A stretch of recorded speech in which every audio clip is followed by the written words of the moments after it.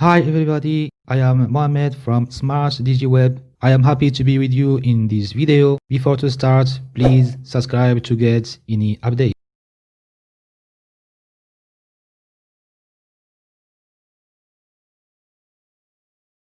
For example, let's say for this video that you are watching, I will first target the keyword how to search for keywords in TubeBuddy.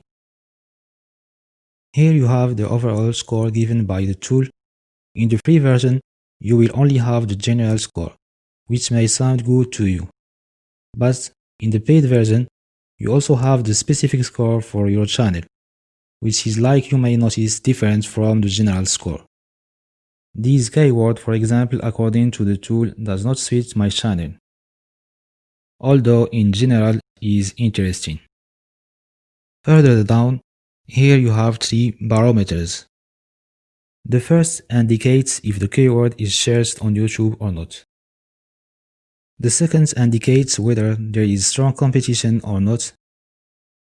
And the third indicates whether the videos already ranked against that keyword are already optimized or not. The more these three parameters are green, the more interesting the keyword becomes. Below is the number of existing results for that keyword, and here is a comparison between the average views of your latest videos versus the lowest number of views for a video in the top ranking. When I am in this situation, I look here for tags related to the same subject which are more interesting than this one. When I spot one, I click on it to see its results. This one too is not good. Let's look for another one.